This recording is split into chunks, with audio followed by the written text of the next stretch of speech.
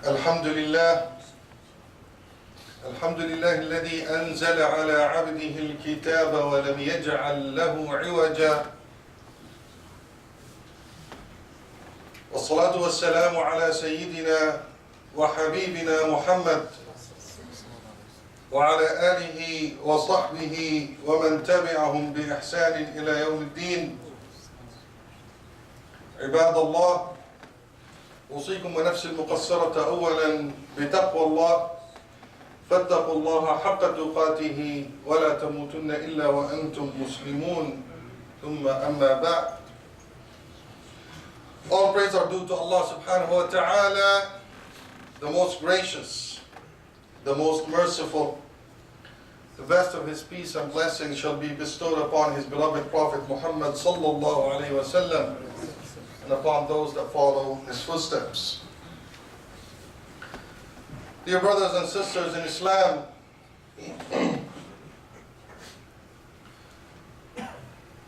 as a Muslim community living in a minority, we all know and we always discuss the challenges that we have.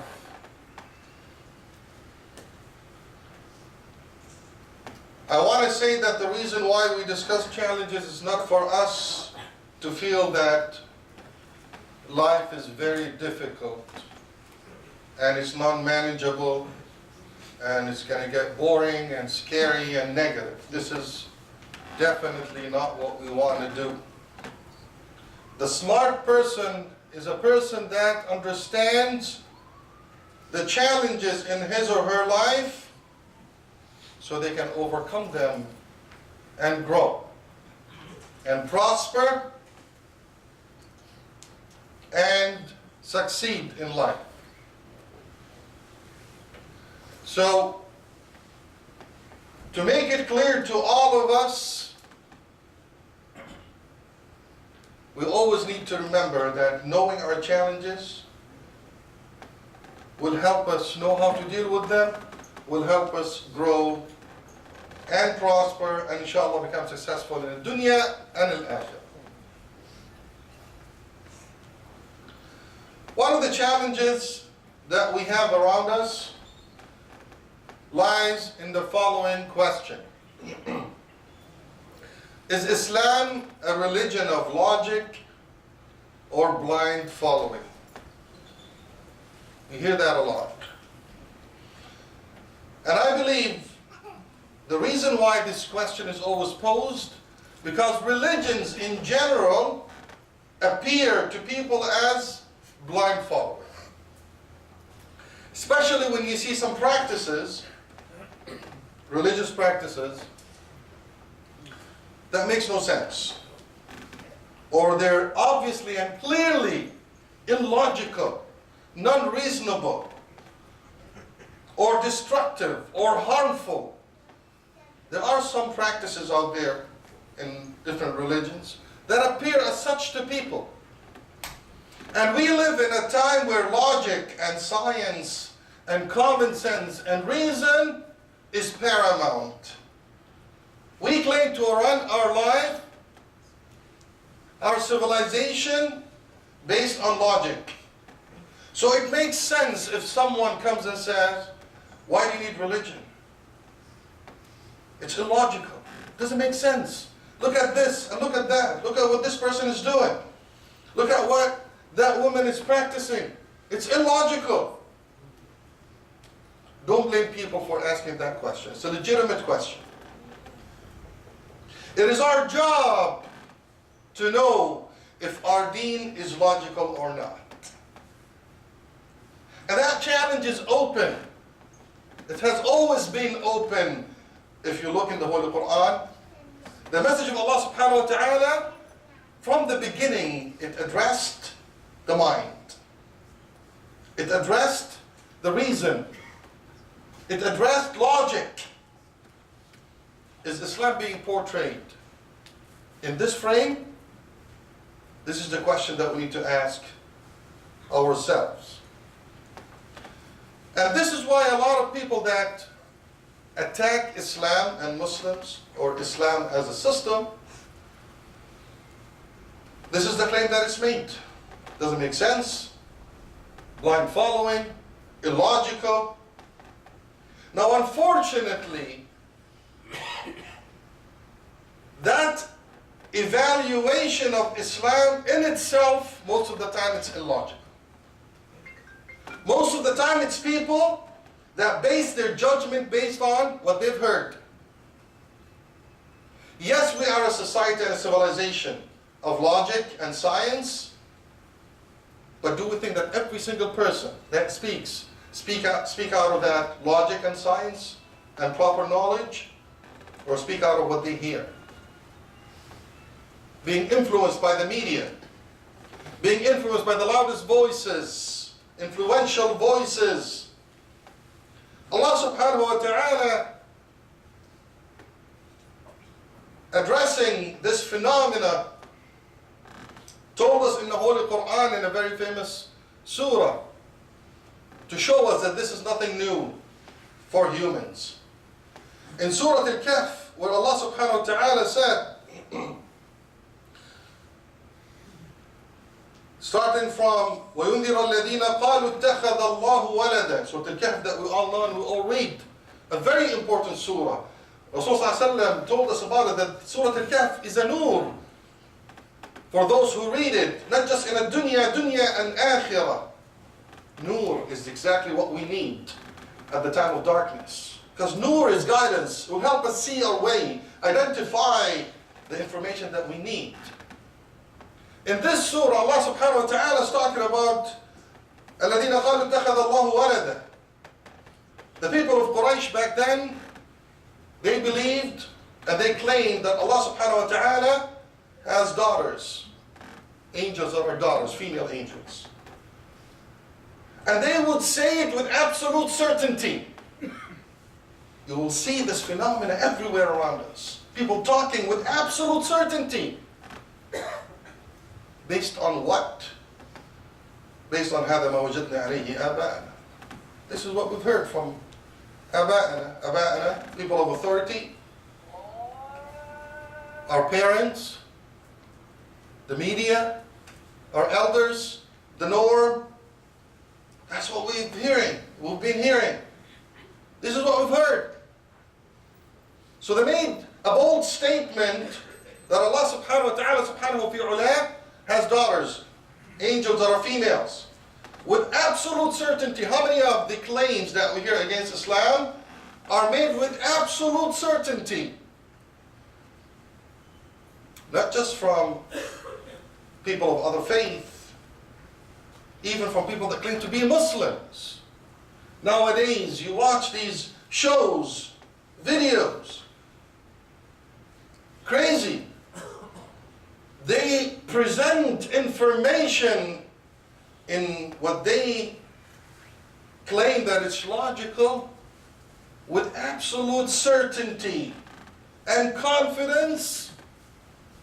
But then Allah subhanahu wa ta'ala is saying, مَا لَهُمْ بِهِ مِنْ عِلْمٍ وَلَا لِآبَائِهِمْ كَبُرَتْ كَلِمَةً تَخْرُجُ مِنْ أَفْوَاهِهِمْ إِنْ يَقُولُونَ إِلَّا كَذِبًا.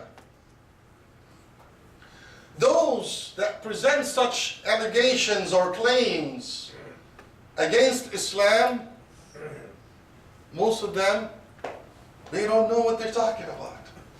They don't have the knowledge.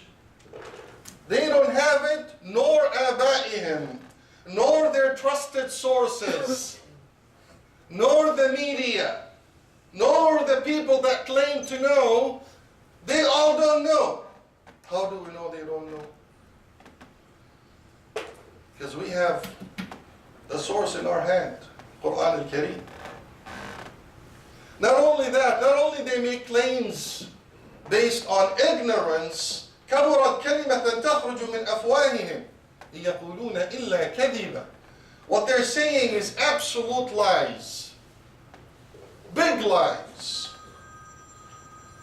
And those words that come out of their mouth, they're meant to cause serious harm and damage. It's something big, as Allah subhanahu wa ta'ala said, كبرت كلمة. It's something big. It will cause serious disturbance. People claiming that, they claim to be Muslims, for example, claiming that hijab is not from Islam, as we know it. Those people, they present their hujjah, their mantiq. If your knowledge is not at the level, you can get fooled by such claims. And they did cause problems. And we saw good Muslim sisters that they used to wear the hijab for a long time, they fall for it. We've seen it here. People are even claiming things that are worse than this, in serious principles of Islam. And people are falling for it. Big damage is happening.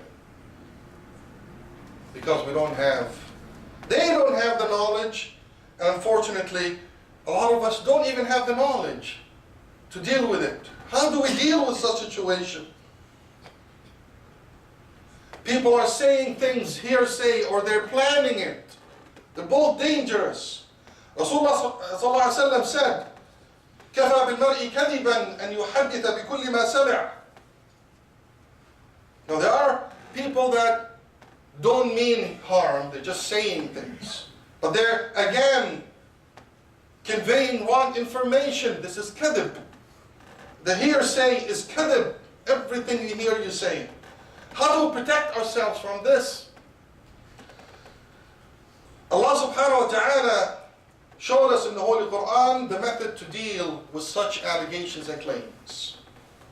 In Surah Al-Baqarah, Allah subhanahu wa ta'ala said, وَقَالُوا لَيَدْخُلَ الْجَنَّةَ إِلَّا مَنْ كَانَ هُودًا أَوْ نَصَارَى تِلْكَ أَمَانِيُّهُمْ قُلْ هَاتُوا بُرْهَانَكُمْ إِن كُنتُمْ صَادِقِينَ قُلْ هَاتُوا بُرْهَانَكُمْ إِن كُنتُمْ صَادِقِينَ. The same situation here.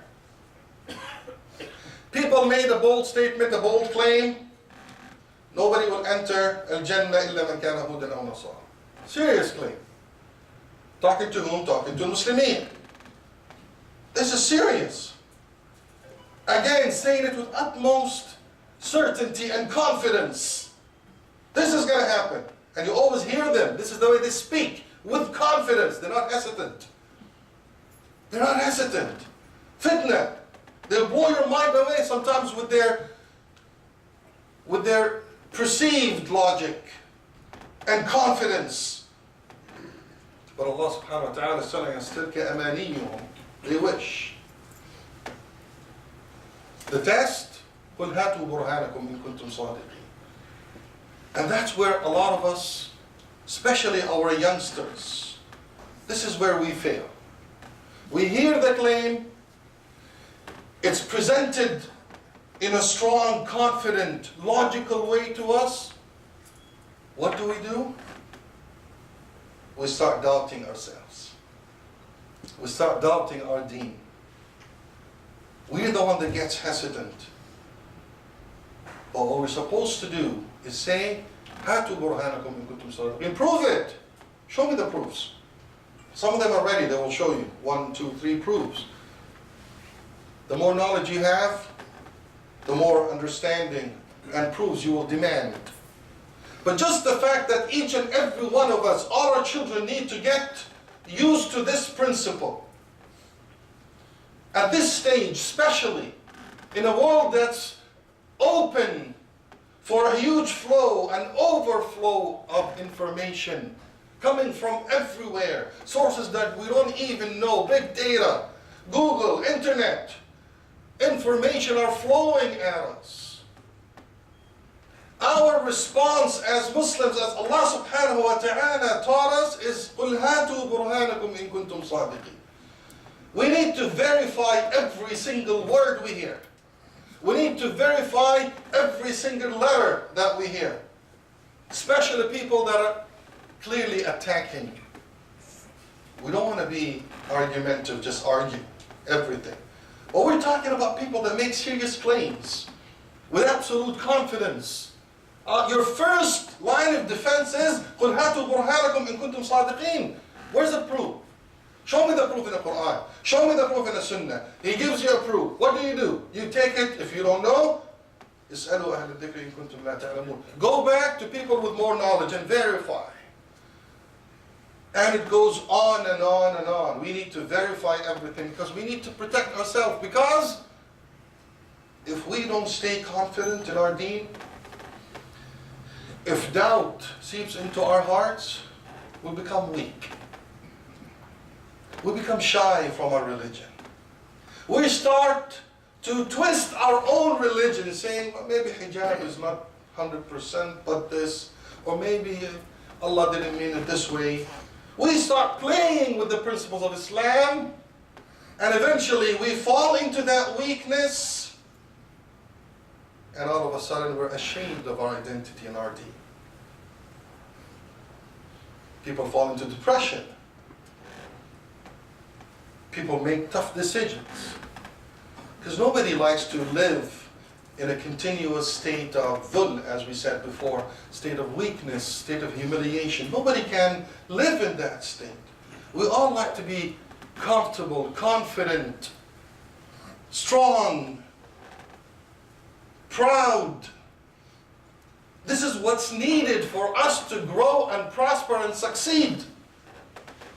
Being in a positive state all the time, that will help you, inshallah, reach that stage. And it's always been in the Holy Quran, the principle of al-Rusul. Allah subhanahu wa ta'ala sent them with that gift of logic.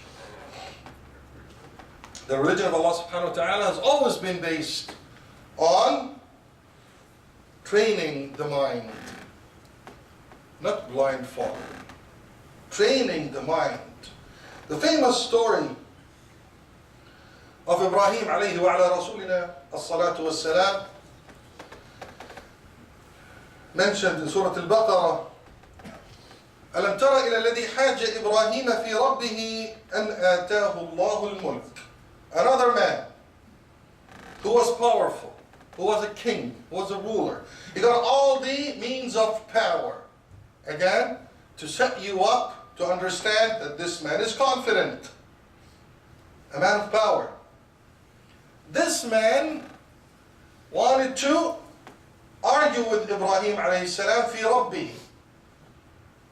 Fi Rabbi. And it's very interesting that ألم تر إلى الذي حاج إبراهيم في ربه. So if it's Rabb Ibrahim, because Ibrahim knows Allah subhanahu wa ta'ala more than that king.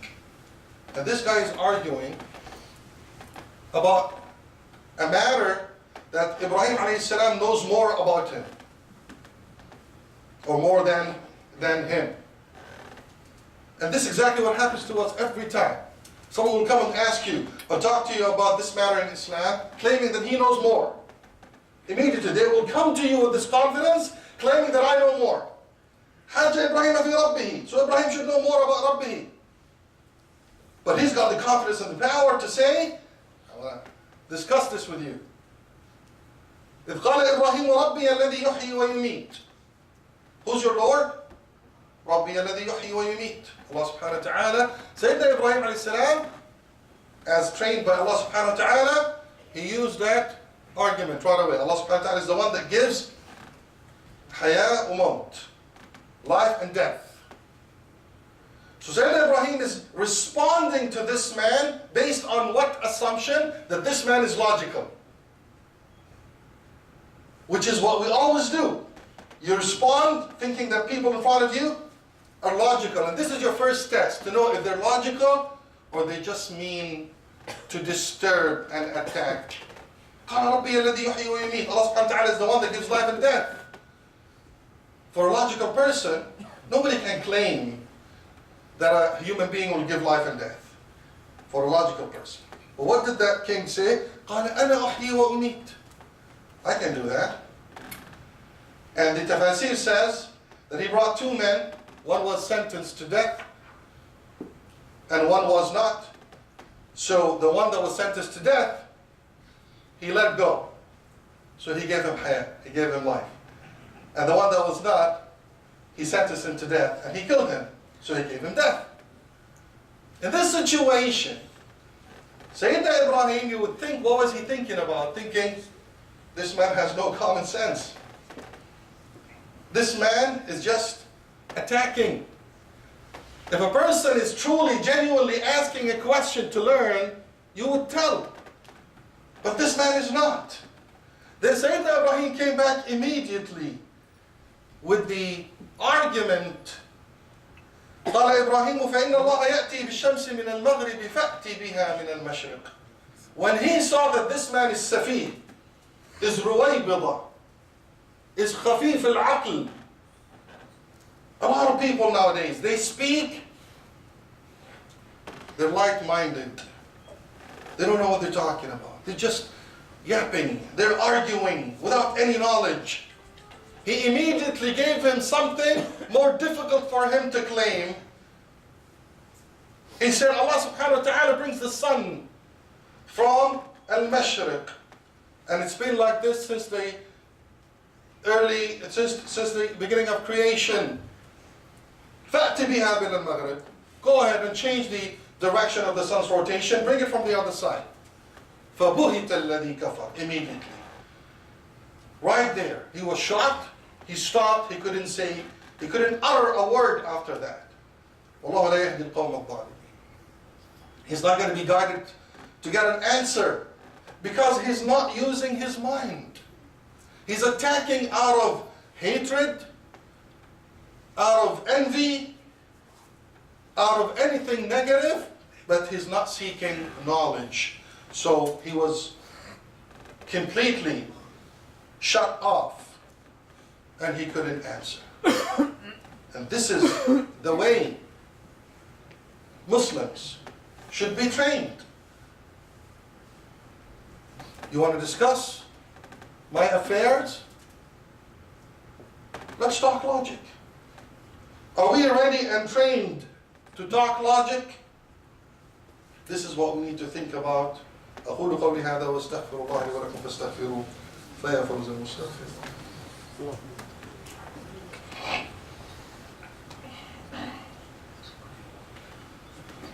بسم الله والحمد لله والصلاة والسلام على رسول الله. When we read the Holy Quran and explore the development of human beings in using logic, we realize that in the early, when Allah subhanahu wa ta'ala talks about older generations, earlier human beings, in this story, Allah subhanahu wa ta'ala said, وَكَالَّذِي مَرَّ عَلَى قَرْيَةٍ وَهِيَ خَاوِيَةٌ عَلَى عُرُوشِهَا. A man passed by a village that's completely destroyed. قال أن يحيي هذه الله بعد موتها. The man asked a logical question. And that man in the story was supposed to be a good man. But again, in an early stage of human development, or human learning, if we say, because human learn and develop, as we know, continuously. So قال أن يحيي هذه الله بعد موتها. How would Allah subhanahu wa ta'ala build this village after it's dead, it's completely destroyed? Legitimate question. Allah subhanahu wa ta'ala came back to him with an answer. How was the answer? Was it a logical discussion? No. فَأَمَاتَهُ اللَّهُ مِئَةَ عَامٍ ثُمَّ بَعَثَهُ. Allah subhanahu wa ta'ala caused him to die 100 years. ثُمَّ بَعَثَهُ. Then he gave him life again. قال كم لبثت؟ قال لبثت يوما أو بعض يوم. قال لبثت 100 عام. Allah subhanahu wa ta'ala is telling him, he did not give him a logical discussion, he actually gave him a real empirical proof. So he caused him to die, told him you've been dead for 100 years, look at your food, فَانظُرْ إِلَى طَعَامِكَ وَشَرَابِكَ لَمْ يَتَسَنَّى. Look at your food and look at your drink, it didn't change. وَانظُرْ إِلَى حِمَارِكَ وَلِنَجْعَلَكَ آيَةً لِلنَّاسِ. Look at your donkey, he had a donkey with him, it was completely dead, it was bones, it was skeleton. Look at how we revive. Look at it, see, look, ya bashar. Learn. So Allah subhanahu wa ta'ala in this story showed this man the complete process. Showed him firsthand. فَلَمَّا تَبَيَّنَ لَهُ قَالَ أَعْلَمُ أَنَّ اللَّهَ عَلَى كُلِّ شَيْءٍ قَدِيرٌ. When he saw it, he said, أَعْلَمُ. Now I know. After that, at the time of Muhammad sallallahu alaihi wasallam, the same question almost was asked. وَقَالُوا إِذَا كُنَّا عِظَامًا وَرُفَاتًا أَإِنَّا لَمَبْعُوثُونَ خَلْقًا جَدِيدًا. If we turn into idam, bones, ashes, are we going to be revived? Logically. What did Allah subhanahu wa ta'ala do? Did He show them a real case? No. At the time of the Quran and the people that received the Quran, the brain was more developed. What did Allah subhanahu wa ta'ala say? قُلْ كُونُوا حِجَارَةً أَوْ حَدِيدًا أَوْ خَلْقًا مِمَّا يَكْبُرُ فِي صُدُورِكُمْ. Be anything you want to be. Look, examples, logical argument. Be whatever you want to be. Be stones, be hadid, be iron. Iron that will not decompose. You think iron is very solid? If you turn into iron, if you turn into something else, this will not be a difficult task for Allah subhanahu wa ta'ala to bring you back to become a human being again. فَسَيَقُولُونَ مَنْ يُعِيدُنَا قُلِ الَّذِي فَطَرَكُمْ أَوَّلَ مَرَّةٍ. Who's going to bring us back? The one who created you the first time. Look at the logical argument. Again, Allah subhanahu wa ta'ala is teaching us our day and our time, it's all about this. It's all about logic. And a lot of people will respond to it. The good people, the reasonable people that are looking for answers will respond to logic. Now there will always be people like بُهِتَ الَّذِي كَفَرَ. There will always be people that are not looking for answers. They're looking to attack. They're looking to show off. They're looking to disturb. They're looking to annoy. There will always be that type of people. But in general, we as Muslims, our children, we need to be ready with the logical answers. And this is what Allah subhanahu wa ta'ala told us clearly. وَإِذَا قِيلَ لَهُمُ اتَّبِعُوا مَا أَنزَلَ اللَّهُ قَالُوا بَلْ نَتَّبِعْ مَا أَلْفَيْنَا عَلَيْهِ آبَاءَنَا قُلْ لَوْ كَانَ آبَاؤُهُمْ لَا يَعْقِلُونَ شَيْئًا وَلَا يَهْتَدُونَ. Unfortunately, the ones that claim that religion is blind following could be the ones that are blindly following what they hear. They could be the ones قَالُوا مَا وَجَدْنَا عَلَيْهِ آبَاءَنَا. Now it could turn, you could turn the table and realize that the ones that's attacking you, claiming that you're a blind follower, they're actually blindly, and a lot of people nowadays are blindly following media. Blindly following some person that claimed to know, without verification. Allah subhanahu wa ta'ala told us, قُلْ يَا أَهْلَ الْكِتَابِ تَعَالَوْا إِلَى كَلِمَةٍ سَوَاءٍ بَيْنَنَا وَبَيْنَكُمْ أَلَّا نَعْبُدَ إِلَّا اللَّهَ. Proactively, dear brothers and sisters, some of you that has the knowledge will proactively go and say, come on, let's discuss. Allah subhanahu wa ta'ala wants us to discuss and have hiwar and have dialogue and discuss reasonable issues, reasonable solutions to everything. And da'wah ila Allah subhanahu wa ta'ala, and I've always said this, is not about standing at a corner of a busy intersection and saying, do this or you're going to go to hell. This is not da'wah. You're making judgments. And da'wah is, let's discuss critical issues in our society. And let's have a reasonable evaluation of things from different perspectives, and let's see what Islam says about this. So this is when we move from the reactive to the proactive. We are so caught up in the reactive mode, and I know this. But when we develop, inshallah, we move into reactive and start introducing solutions to humanity. But at this stage, what do we need to do? We need to build our wisdom. Wallahi, we will not be able to survive. And our children will not be able to survive without wisdom, without logic, without reasoning. And the wisdom and the logic and the reasoning will never come to us if we don't have knowledge and experience. As simple as that. We need to develop the wisdom, we need to learn. It doesn't come from the air. We need to have experience. So it all goes back to the classic solution. We need to learn. We learn, we develop wisdom, we can protect ourselves. So this is the name of the game, is to have the knowledge and have the wisdom to have the right arguments to protect ourselves, to put ourselves in an always continuous positive situation so we can grow and prosper and reach success. May Allah subhanahu wa ta'ala grant all of us success. I just end with a quick remark on the incident that took place last Sunday in Mississauga. A brother, Muhammad Abu Marzouk, was brutally attacked in front of his family, and it's still under investigation. But it is the investigation, or the incident is being investigated under hate-motivated crime. We ask Allah subhanahu wa ta'ala for him shifa. We ask Allah subhanahu wa ta'ala to give him healing, physical healing, and to give him spiritual and psychological healing for him and his children, and for all humans that got affected by that incident. And after that, almost a week, there was the shooting in downtown Toronto that also took innocent lives, and was also brutal in attacking our Canadian fellows. So we say this with absolute strength and certainty, that we as a Muslim community, we reject violence. We reject any form of violence committed against any human being in Canada.